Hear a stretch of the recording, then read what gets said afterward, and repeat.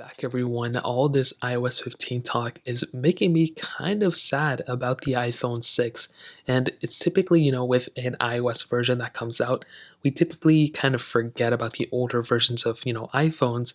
But this is one of those devices that, in my opinion, could have easily gotten iOS 13, 14, and now iOS 15. And this device stopped getting support at iOS 12, which seems to be years ago at this point, which is so crazy, doesn't even feel like it.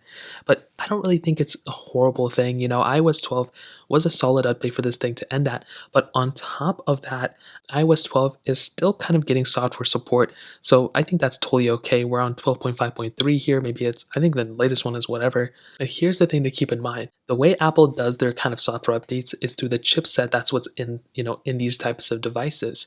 So this iPhone 6 has an Apple 8 chip inside of it. So decent chip, it wasn't really that great at the time, but it was okay.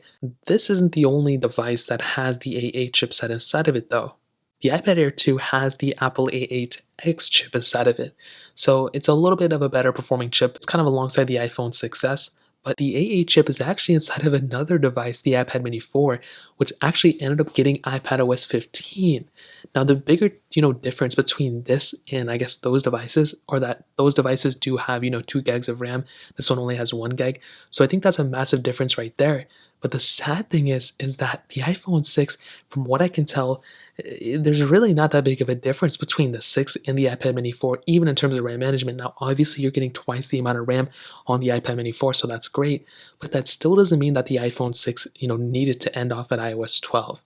I'm still happy this thing's getting software updates and, kind of in terms of security updates. But easily, I feel like this phone could have been supported even on iOS 15.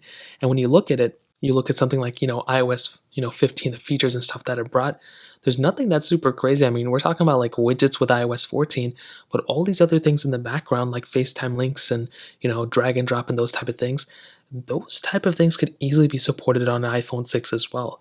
Now, I don't think there's a lot of people owning the iPhone 6, and I'm not even bashing Apple because Apple actually supported the, iPhone 6s with this version, so I think it's totally okay.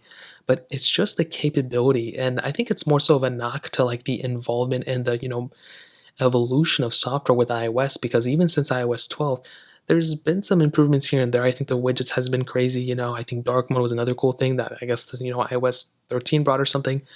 But I truly do believe that Apple could, if they were to push out the next version of software, they really need to focus in on, iOS and improving the whole entire software, split screen multitasking, things like that, to where it makes sense that older phones won't be supported. Because when I look at iOS 12 and I look at iOS 15, to be honest, besides widgets, there's not really that crazy of a difference. And the widgets came with iOS 14. So, in my opinion, I feel like the iPhone 6 could have easily been supported with iOS 15. And the fact that the iPad Air 2 and iPad mini 4 both got those updates kind of, reinforces that theory. So, that essentially covers it. If you guys have any other questions or anything, let me know in the comment section below. Hit the like button, that would mean so much, but definitely hit that subscribe button.